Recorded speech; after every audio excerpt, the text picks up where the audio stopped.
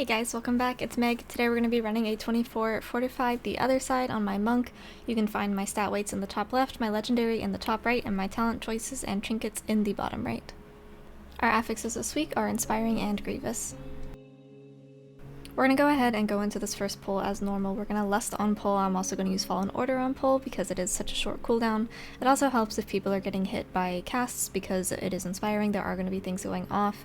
And it's also just for some tank healing because it's a prop pally. I'm not super comfortable healing them, so I wanted just a little bit extra safety net, I guess, in a way.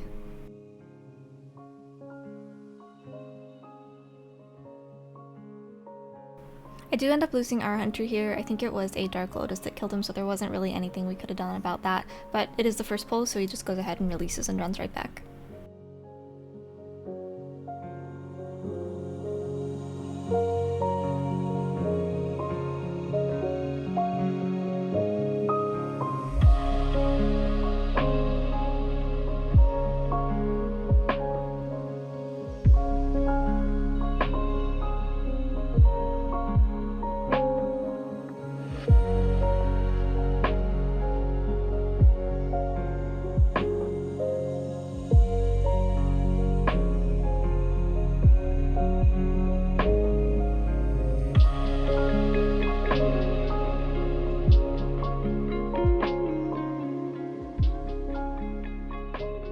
Something to be aware of when you're doing this pull, if you do pull the Bone Soldier into it, make sure that you drop your Transcendence because you don't want to get knocked off. He does have a small knockback. Doesn't really do any damage as far as I am aware, but it will knock you back and you can't get knocked off.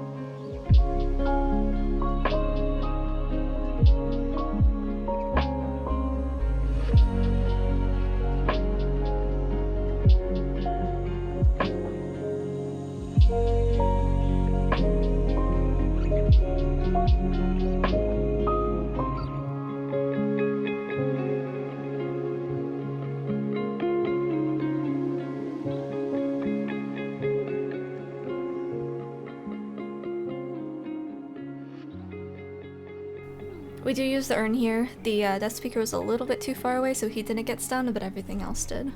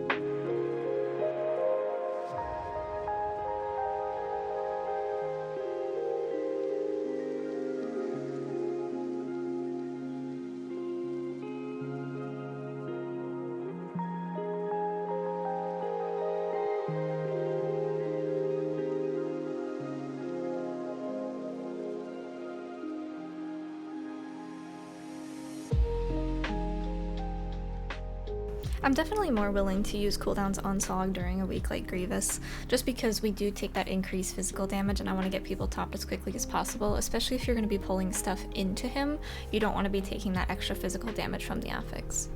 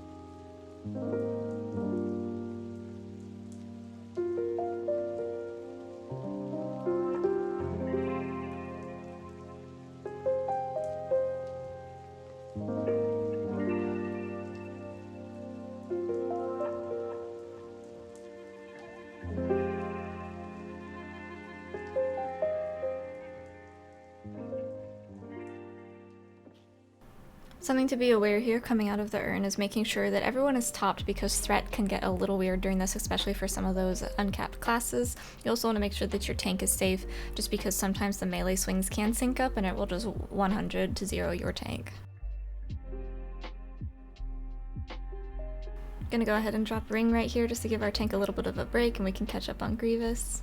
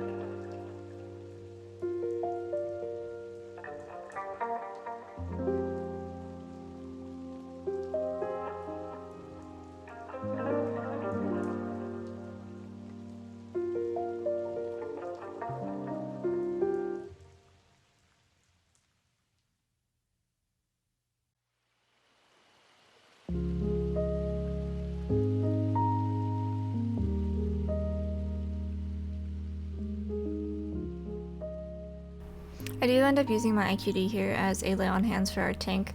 There is a little bit of a travel time on it, so you can see the bolt kind of run in there, but just something to keep in mind is that it is not instant like lay on hands is. It does have a small travel time and sometimes they'll die before it gets there. It's unfortunate, but it happens, so I try to not get them too low into the range in which it'll proc the correct ability on the IQD, but it is a little bit of a guess in a way.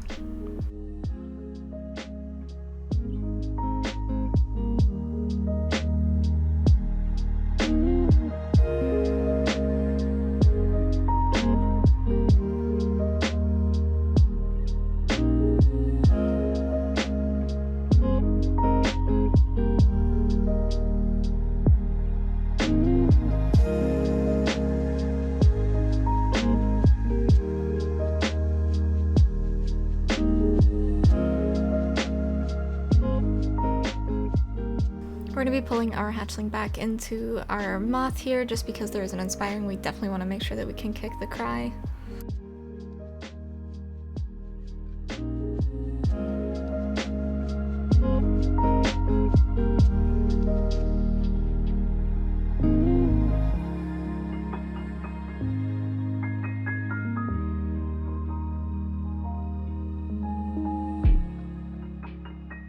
I'm going to go ahead and use Fallen Order here just as a little bit of damage and a little bit of upkeep on our tank. There's not a whole lot of damage going out. He pretty much takes care of himself, especially with cooldowns running, but again, it's a bit of damage in the AoE aspect, so it's not completely useless here, and it'll be back by the time that we need it.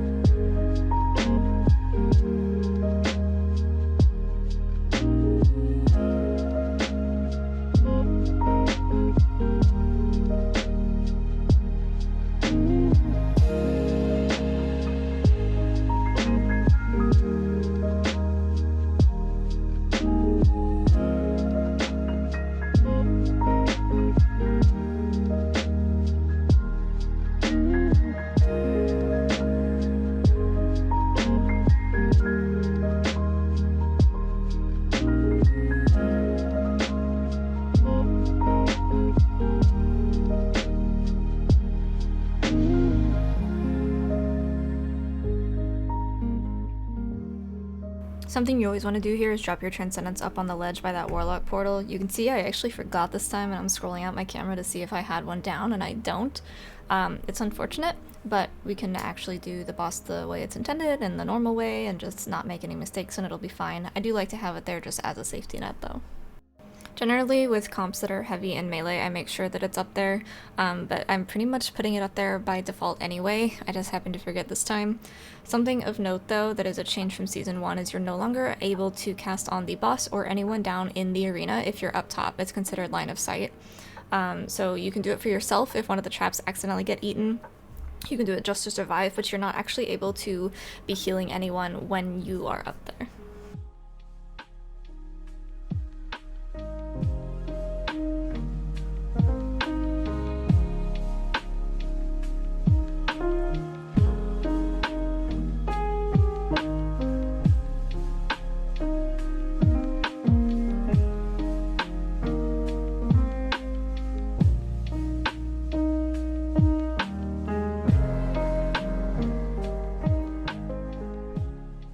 Right here we end up losing Luigi.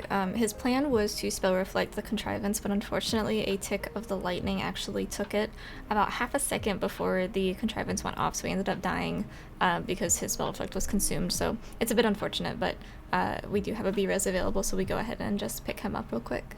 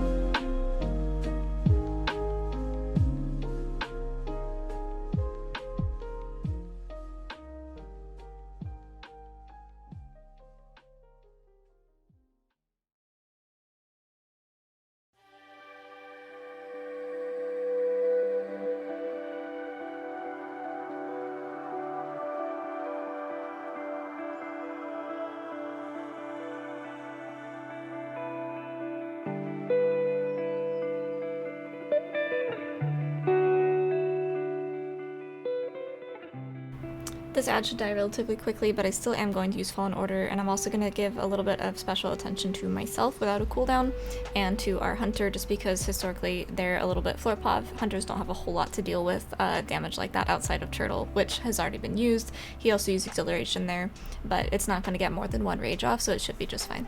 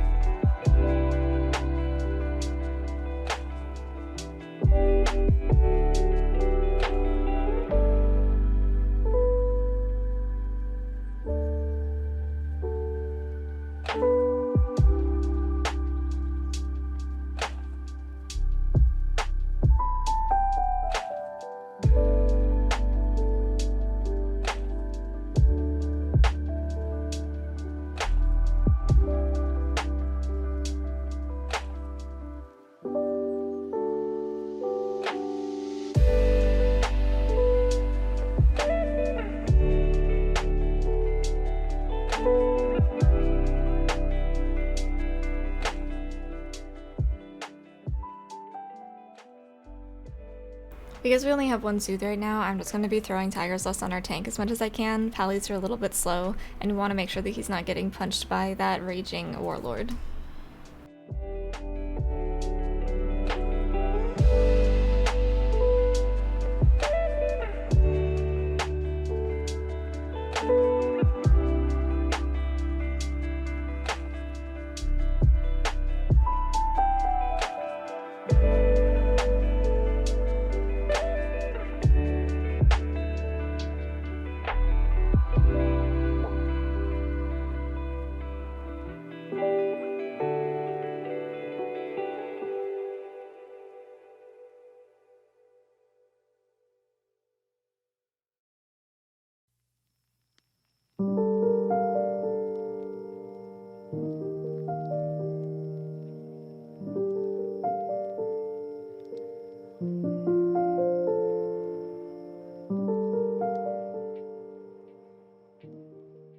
We are back on Verruth.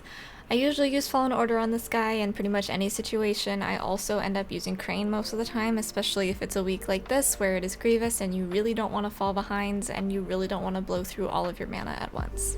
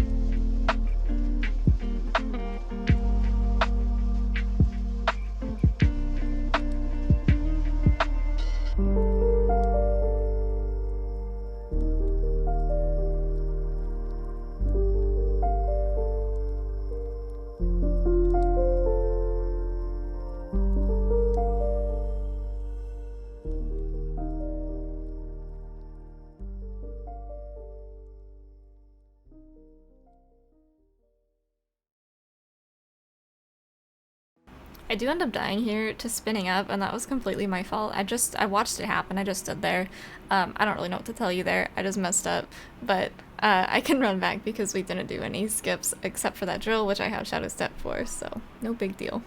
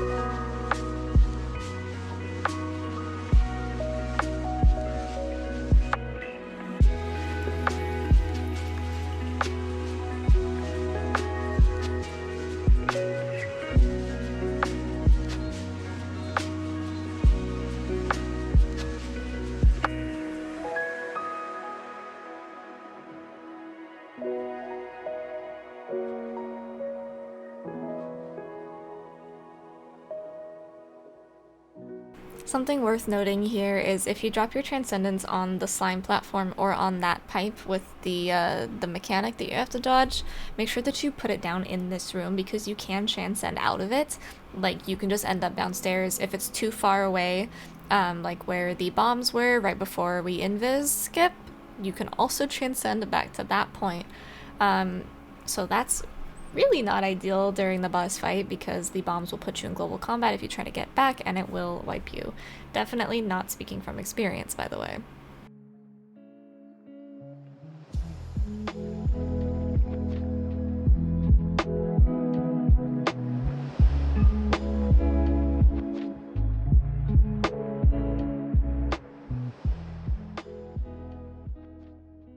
On this, I end up having to leave melee a lot to get the bombs. I'm running pretty low haste after Lust falls off, and then there's also a lot of things happening in melee, so I can't always click the bombs before they get out, but it's alright because the Mistweaver damage isn't really a whole lot to miss out on, and it's much more important to grab those bombs.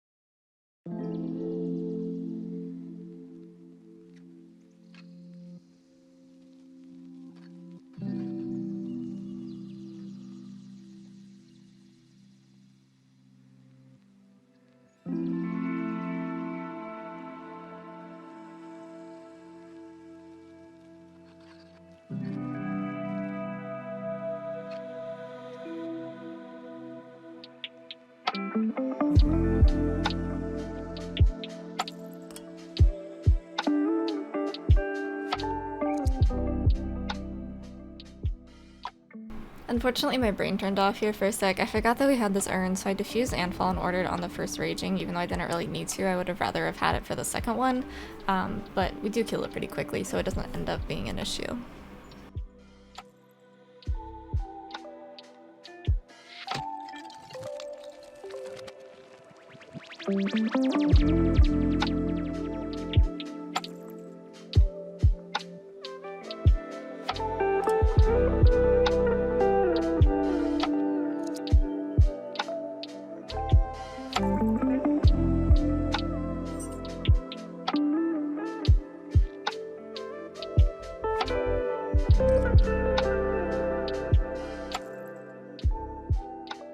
So this pull is usually done either first or now when we're doing it. I prefer to do it with this timing before you go into Hakkar's hallway last, just because it makes it easier for cooldowns, because having two big pulls back to back with that very first pull and then this one, it does make things a little bit difficult in terms of cooldowns. I know both for tanks, healers, and DPS.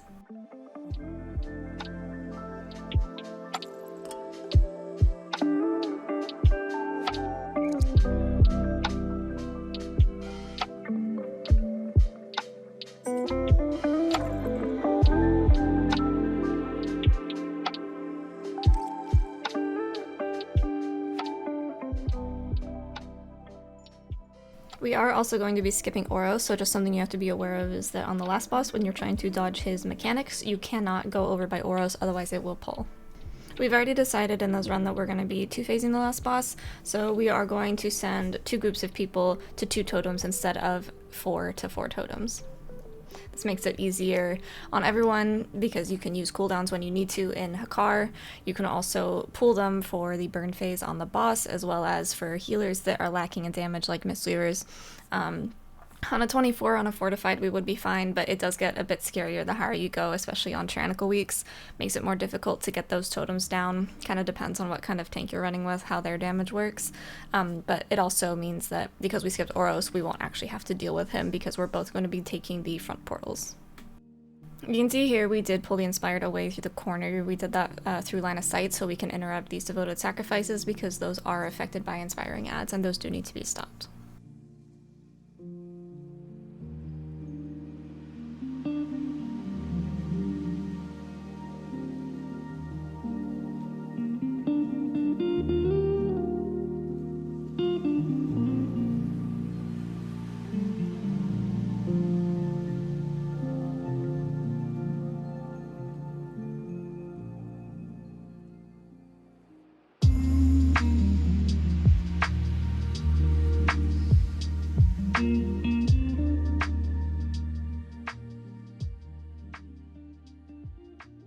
Can go ahead and use Fallen Order here. I like to, again, just use it kind of on cooldown to help a bit with damage, but it'll be up by the time that we actually end up needing it on Hakkar.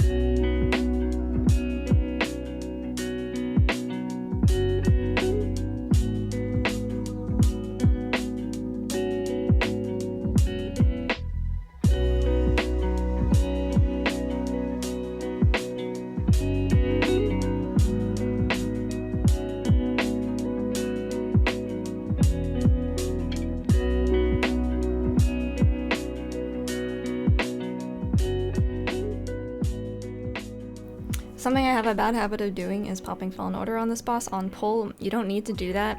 It actually ends up hurting you later on because you end up blowing through your mana towards the end when the damage actually starts to matter. The damage starts to ramp up towards the end. So do your best to hold Fallen Order at least until like the first blood barrier or maybe even after. But do try to hold on to that. Normally as well, I would be telling you to save your IQD and your Touch of Death on this boss. Do not use them because going to Mueh'zala, you really want to make sure that you have your execute for your totems because that's pretty much the only way you're going to kill it unless your tank has some serious single target damage. But because we have already decided we're going to do 2 phases, I am going to have a DPS with me as well, so it's not as important. You can use them here if you want to. I think I end up using Touch. I don't know if I use my IQD or not, maybe as a heal. But not so important if you are going to be 2-phasing the boss, but if you know that you're going to each go to your individual totems, you absolutely want to hold on to your executes.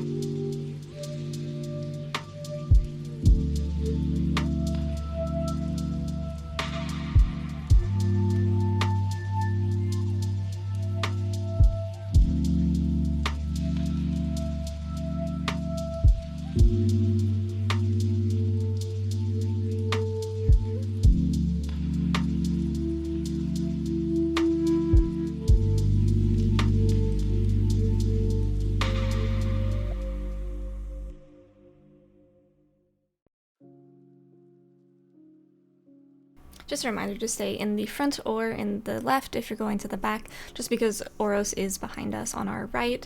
I went ahead and used Crane here just so we could make sure that we went into the totem phases with no Grievous stacks. Also movement speed, we are slowed because we didn't kill Oros, and Crane is an anti-snare, so you're moving at normal speeds when Crane is active.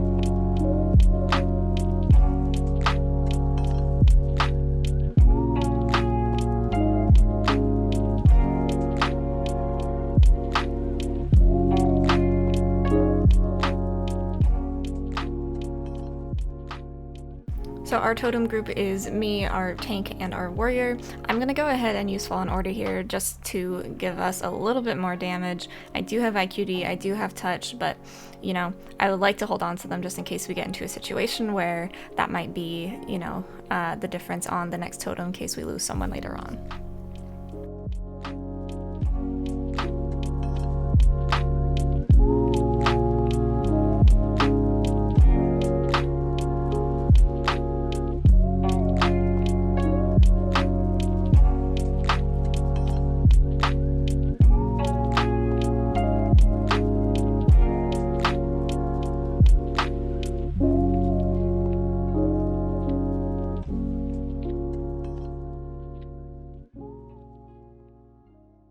I don't really know other healers' philosophies on this, but when it comes to dispelling these cosmic artifice, I really don't.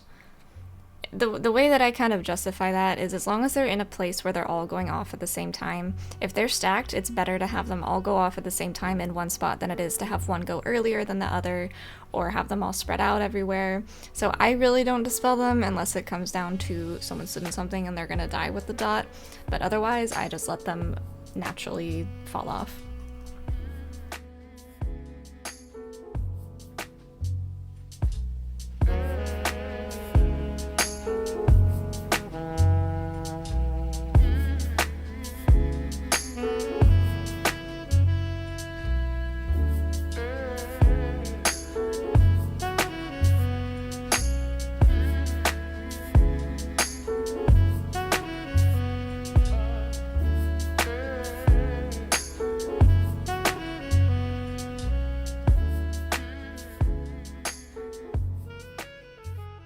I am unfortunately very stupid, and I went to the wrong area, but it doesn't really matter because, you know, Mistweaver damage. I I got caught up in something. I don't remember what I was thinking about, but I was definitely preoccupied. So they went and they did the other two. What's supposed to happen, if you're paying attention, is you are both supposed to go to the front right totems when you split groups like this, and then the next time you have your second shatter, it's again the first front two. But I wasn't paying attention. Doesn't really matter. It works out fine. You'll get dragged when you need to, and you can go ahead and finish the boss there.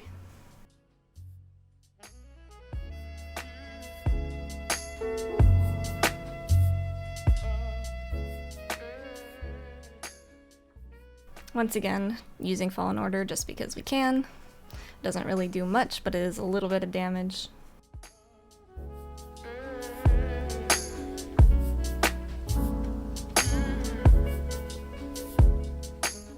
Alright, and that brings us to the end of our 24 the other side. This was part of the Break the Meta competition as we were running a completely what's considered off-meta comp. If you guys have any questions, comments, or concerns, go ahead and hit me up on Discord, Twitter, or Twitch. I'll link everything down below, socials and the guide and the FAQ. Other than that, I will see you guys in the next video. Thank you for watching.